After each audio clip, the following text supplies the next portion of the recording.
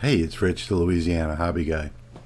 Well, after the horrible storms that we had come through here yesterday and unbelievable winds, today's a beautiful day out. I haven't really had time to shower or shave or anything else today because I got a file from one of my patrons, Steve Springer, the Tau Cross. And I've actually done a little redesign to it as well. And we're going to do that today in a quick video. Yes, you heard it. Another quick video. So don't worry about that noise that they're working on next door.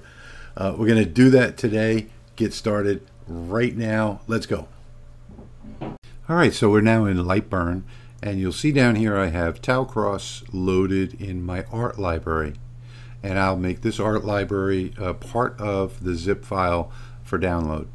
So first thing I'm going to do is I'm going to bring in the base.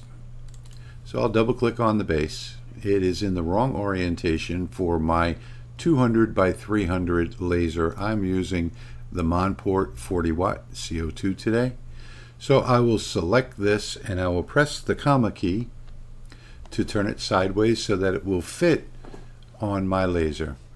That's it for step one. We've got the first one ready to burn.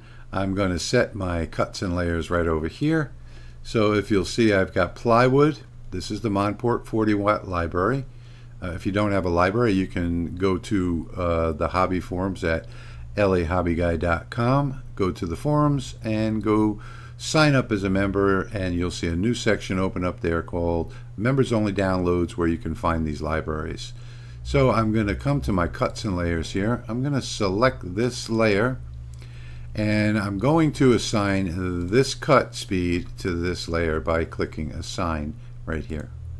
Now you'll see that it has now assigned 20 speed, 60 power to 4.5 millimeter wood, which is, I'll be using 4 millimeter, and we're ready to go.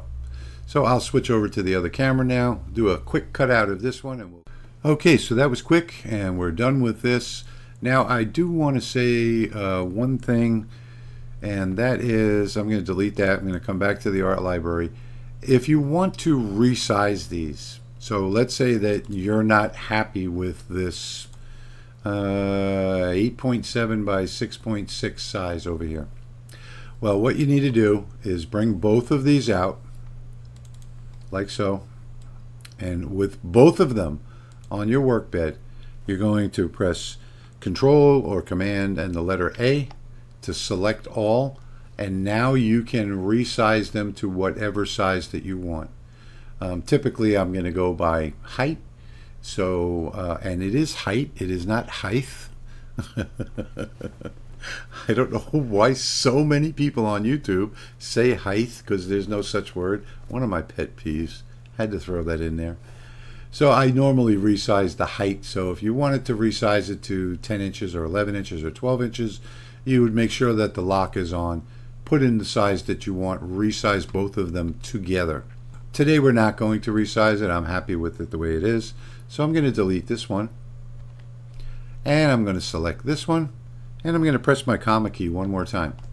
And then I'll come up here and center it on my workbed. And now part 2 is ready to cut.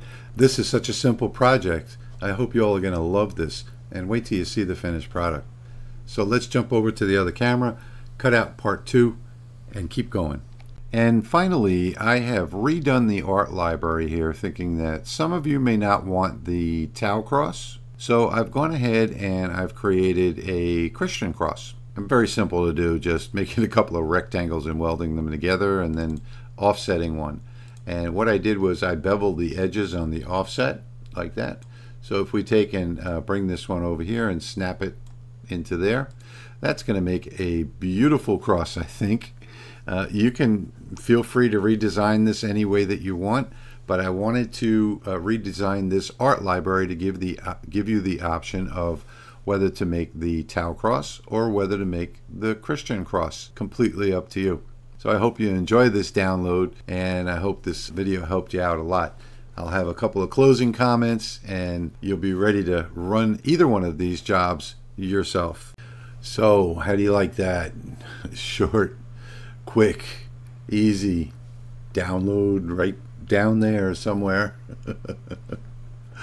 So now it's time to pay the bills, and like I always do, you know, these last couple minutes of the video, I give you some tips and tricks, and I usually, or I try almost always, to give my patrons over there attribution. And some people have asked me, what is a patron? So I'm just going to cover that really quickly. These are the people that pay monthly, different subscription levels from $3 to $9 to $19 a month, and there's benefits that come with it.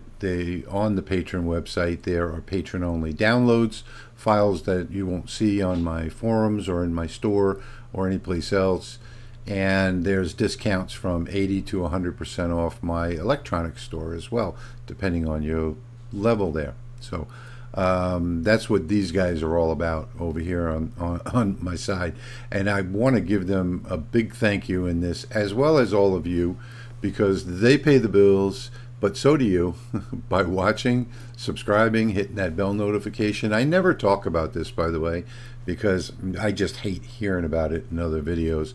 You know, somebody starts a video and first thing they say is, "Hi, I'm going to teach you how to use a laser today, but before we get started, hit that subscribe button down," you know.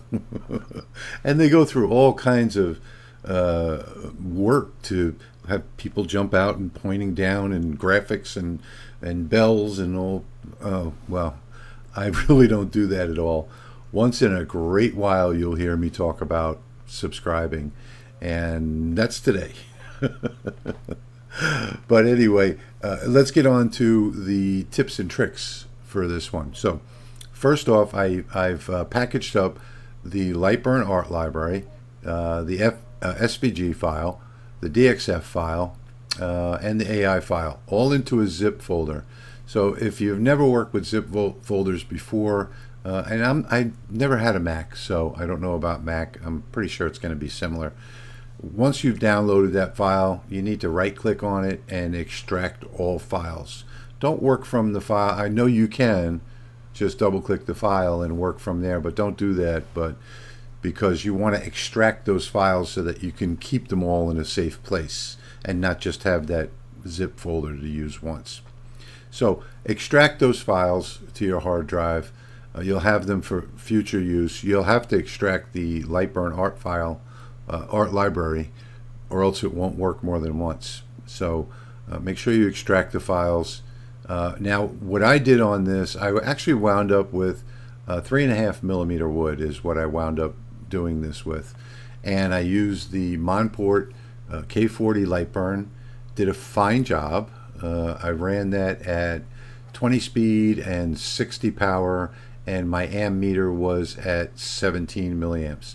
So it was just perfect. You know, I probably could have gone a little bit faster because it did cut out perfectly, but I don't like to take that risk. I like to go a little slower, make sure all of the little parts, especially the little cane that the man is holding there in the middle, that little cane is so fragile. I wanted to make sure that whole center fell out on its own without having to you know, force it out.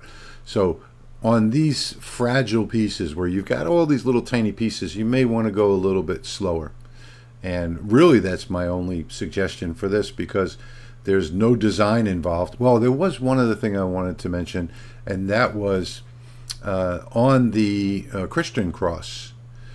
All I did was offset it one time. You can offset that 3 or 4 times and get a much more dimensional look out of it and make it 3, 4, 5 layers deep, and you know, do some work cutting out the middle and cutting out the bottom so it gives it more dimension.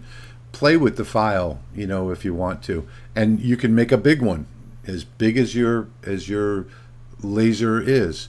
So if you have a giant sheet laser that's 4 feet by 8 feet, go ahead and make one 4 feet wide, you know, and because I think if you expand that, the height is double the width. So yeah, go ahead and make one 4 feet wide, 4 foot by 8 foot for your church or whatever, and then mount it onto a thick piece of wood. So you can make these as big as you want. It's just important that you select all when you do the resizing. That's all. So anyway, I wanted to push this one out fast today because I know Christmas is coming up. I didn't want to delay it anymore. I want to say, give a big thank you to Steve Springer, who sent me the file that he designed for a Tao church. And, you know, I mean, I thought it was just fantastic. I made my own, and I hope you will too. So, as always, I want to thank you for watching today, and I'll see you in the next one.